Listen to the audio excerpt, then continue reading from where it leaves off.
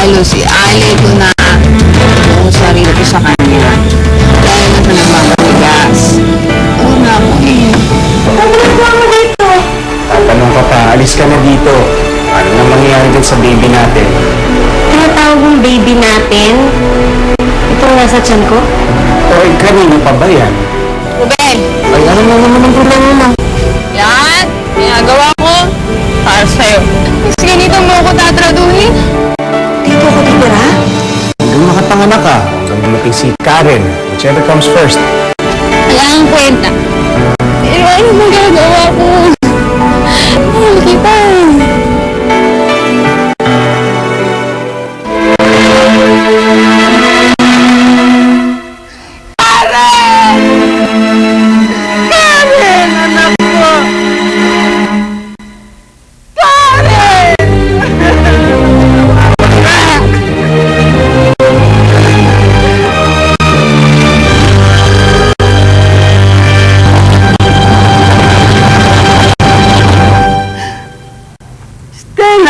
Sardines.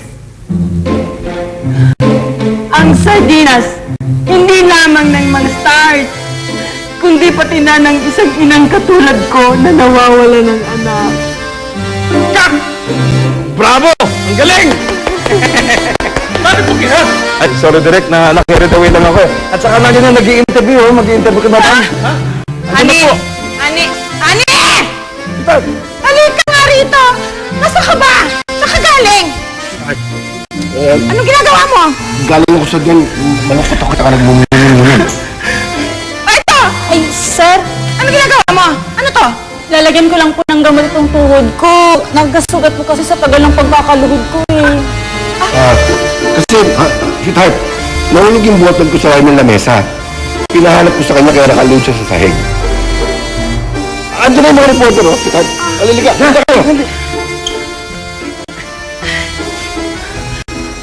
Anak, asan yung mga bakla? Oh. Ma'am Stella, Mr. Luigi, kamusta na ho kayo? May update na ho ba kayo tungkol doon sa nawawala niyong anak na si Karen? Wala pa naman ngayon eh.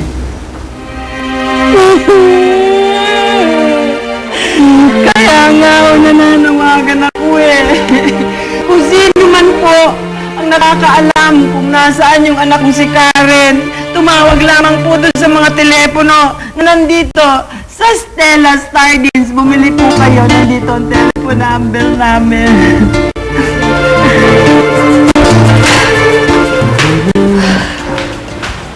Uy! Marnie, bakit bumulong ka na? Eh, late na eh. Bakit? Nako, baka naman na makakasama sa'yo yung ganyan, yung naglalakad ka nang wala pang laman yung tiyan mo. Naman.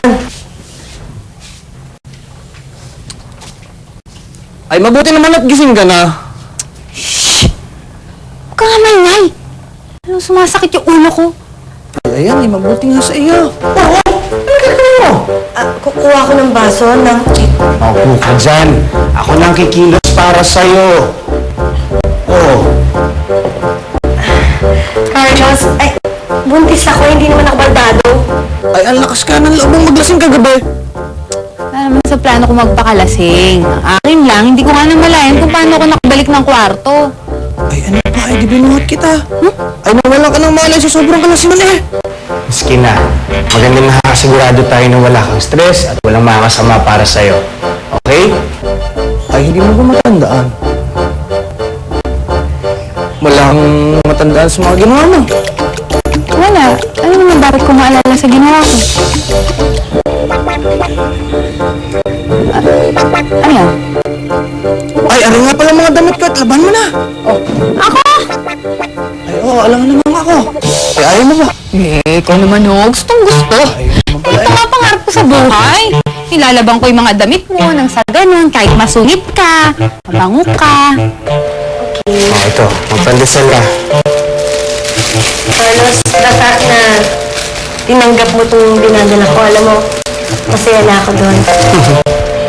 Mas masaya akong pakakasalan dito. Pero joke lang yun. Ikaw naman binibigla mo ako. Hindi naman, masyado. Sige na, kumain ka na at baka nagugutom ka na Hindi naman talaga. ako magpalaman. Pwede. Ay, sinasabi mo bang ako'y mabaho? Ay, kahit ako'y mahirap lang, ay hindi naman ako mabaho.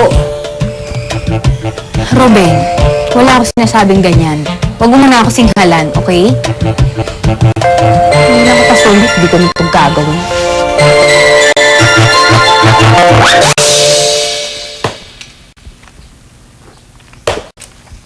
Ruben!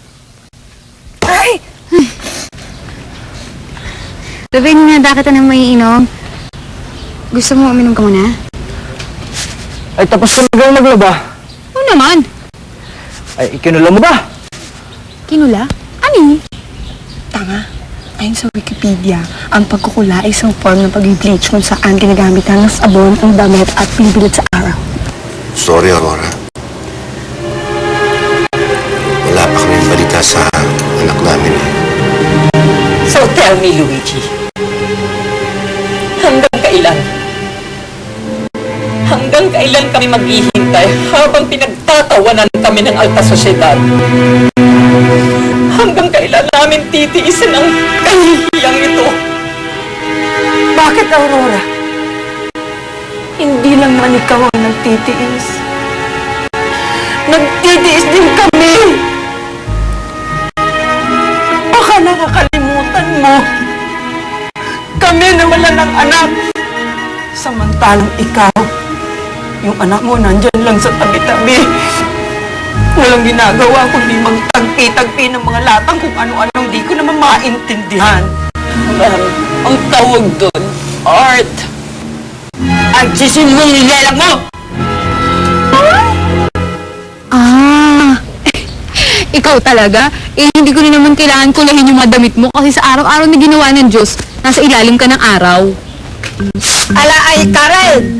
Ha? Ay, meron akong gusto itanong sa iyo eh. Ano po yun? Kasi katagal na eh. Alika nga punta rin eh. Napakalayo mo eh. May pagkabingi ako eh. Pagkatagal na eh, hindi ko pa rin alam. Kung taga saan ba ang pamilya niyo? Ha? Pamilya ko po? Oo! Mabesi ako. Oo!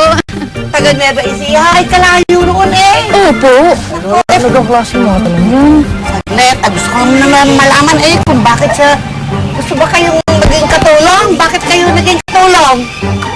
Ano kasi, pagising ko po, katulong na po ako. Ano na ikala ko ba pupunta kayong dayan? Oo, ay nag... Ayan, oras na yun. Nakaw! Ay, oo, eh, nagtatanong lang kasi eh. Sige, nakoy pupunta pa para sa piyesta. Inutusan ako ni Israel. Oo. Ingat. Kasi ayaw pa aminin yung totoo para hindi ka na nahirapan magpanggap. Ano ka ba? Para naman hindi mo kilala si Ruben. Alam mo naman na kapag kang nagalit yung grabe. Tingnan mo nga yung kay Raquel. Para lang sa kandila yun ha. Halos di na mapatawad yung tao. Eh di paano pa ako? So forever ka na nga lang magsisinungaling, gano'n. Hindi naman sa ganun. Aminin ko rin naman eh. Pero papaibigin ko na lang muna siya. Adik sa'yo